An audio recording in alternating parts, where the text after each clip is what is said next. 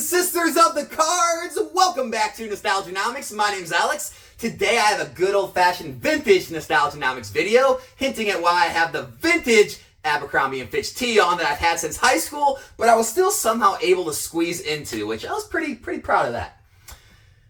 With that being said though, what do I mean by a vintage Nostalgianomics video? You're saying, Alex, you've been on YouTube for less than 2 years. How vintage could it be? Well, I get that, but I started this channel basically on the philosophy, I guess, of modern sealed product or sealed product investing in general. And along the way, I talk about a ton of different topics now. However, the main focus of this channel still sort of centers around sealed product investing because I think it is still king when it comes to collectibles, right? It's less risky. You don't have as crazy of swings. It does rise over time. 100%, I said it, 100% of every Pokemon booster box has risen in value over time. And so I feel like it's a proven, trusted investment in my mind. Now, you may feel differently, and that's fine. However, we have seen a lot of negativity in the singles or grading slabs market recently. We've seen 20, 30, even 40% drops in a lot of these singles and slabs on the market in the last 3 to 6 months. However, a lot of those same boxes, those same sets that are seeing those massive drops in the singles and slabs are remaining relatively untouched. Some of them are still rising in value. And I see this blow a lot of people's minds, especially collectors, box or pack openers, and they just don't understand it, and they refuse to understand it, right? They say, well, the EV in the box, right, the estimated value in the box is going down, the singles, the slabs are worth less, the price of the packs in the box should go down with it. It should mirror the cards. And what people don't understand is after products get out of print, after products age, the sealed product takes on a life of its own, a value of its own, and gets separated, right? It gets removed from the cards and value inside because the scarcity of that item becomes valuable. Because, contrary to some people's belief, people actually want to collect mint sealed items, sometimes even more than the actual cards inside, which I know, it's debatable, it's up, everyone thinks that's crazy, but it actually does happen. There are sealed product collectors that enjoy the sealed product over the cards inside. Just gonna let you know. So, what do I mean by we've seen massive drops in cards and singles and then rise in the boxes? So, first setup, Evolving Skies. If you take a year chart, go to TCG Player, look at the year chart for this, right? It was in the mid to high 200s a year ago, and now it's in the mid-low 400s. That's what it's selling for, confirmed sales, okay? We've seen relatively no price drops, no fluctuations over the course of that year other than up, like very, very small amount. If you look at the year chart, it basically looks like a parabolic move straight up. However, go look at some of the singles lately in the set. Look at the Moonbryon, right? The Umbreon VMAX, the big hitter in the set, the big hitter in all of Sword and Shield. It's moving downward. It was in the mid 600s, now it's in like the mid 500s. I mean, we're seeing 20% down. Go look at all the other evolutions in the set. Right? Go look at all the hits. I can't name all the hits on the top of my head, but go look at all the hits. They're all trending downward in the last 3 to 6 months. And I'm talking major downward trends, 20, 30% down. However, the box is remaining relatively untouched. Now, the box did see a major uptick recently from like the high 300s to the mid 400s. It has kind of stagnated. Now it's in kind of like the low mid 400s, but it's really kind of went stagnant. It hasn't seen a major price drop the way the cards are. And you're saying, well, why is that?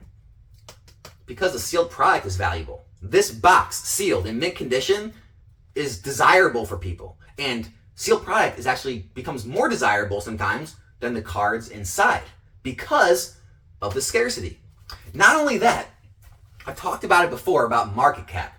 If you don't remember, if you don't know what market cap is, all right, all it is, it's the amount of products or cards on the market multiplied by the amount of them on the market. So you take the price by the amount, say you have 100 cards at $100 a piece, boom, you have a $10,000 market cap. Here's the problem.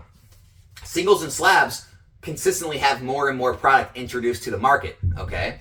And so what happens is you have the supply rise, right? And when the supply rises and they're still selling at $100, the market cap has risen, right? So for the price to keep up and continue to move up, right, or even stay where it's at, you have to have more money pouring into that card or that slab to just keep it there, much less move it up. With sealed product, however, the same thing, right? $100 box. We know there's 100 on the market, that $10,000 market cap. Guess what?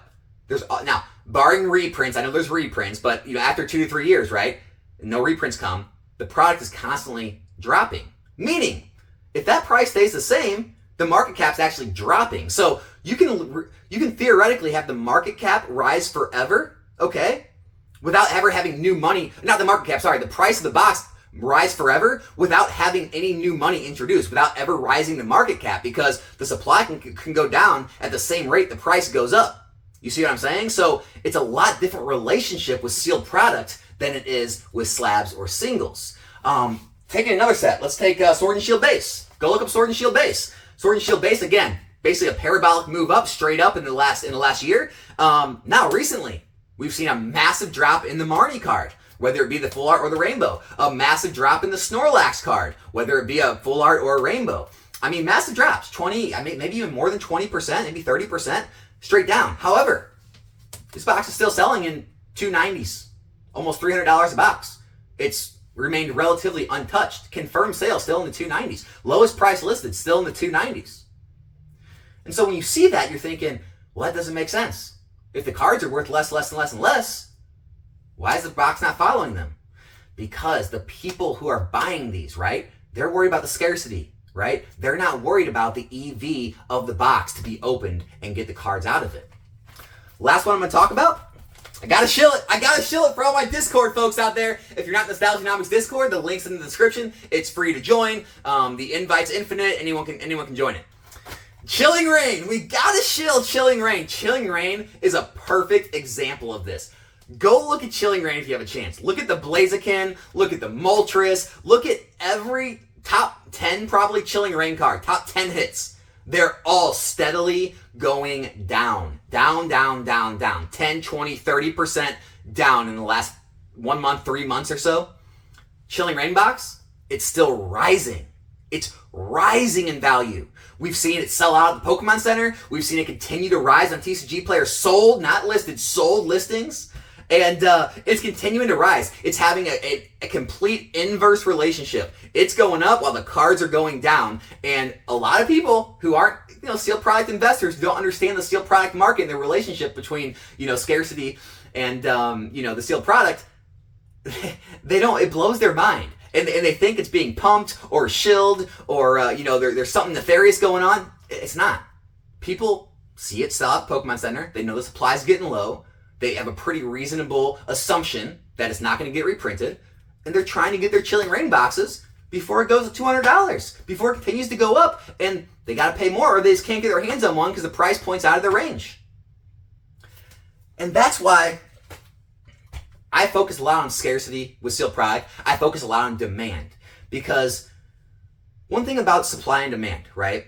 Supply is finite, okay? What I mean by that is there's always a finite amount of supply. Now, we may not know that amount, right? You may not know how many slabs are out there. Well, you know how many slabs are out there, unless they're 9s and people cracked them and regraded them for 10s, whatever that is. But you might not know how many singles are out there, right? I mean, people might just be holding them in their collection. They might have stacks of them. So you don't really know. You don't really know how much sealed products out there, right? You don't know how much was printed. We don't have those numbers. But whatever that number is, there is a finite amount, right? There is an actual number associated with how many is in existence. However, there's no finite number you can assign to demand.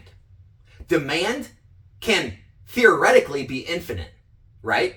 Now, the supply and demand, structure, right, that's what keeps the markets in line. However, the reason you can see, massive upticks and massive movements in sealed product or cards is because the demand can far outweigh the supply. Where the supply, it's always dwindling. I know the cards are always going up, but sealed product, it's always dwindling away, right? And so even when the demand's low, even if it's low demand, you still have less and less sealed product every single day. And so whenever you do that small uptick of demand, that's why you see sealed product have price moves up, and up, because demand can fluctuate, but the sealed product numbers, it always goes down every single day. It gets opened, it gets damaged, it gets ripped and shipped on, whether it be Whatnot or Twitch or, Drip or YouTube or any, TikTok, it doesn't matter, constantly gets more and more opened, and the reprints don't come forever. And the supply is not there forever. And contrary to everyone's belief, there isn't airplane hangars full of sealed product. There is actual finite amount.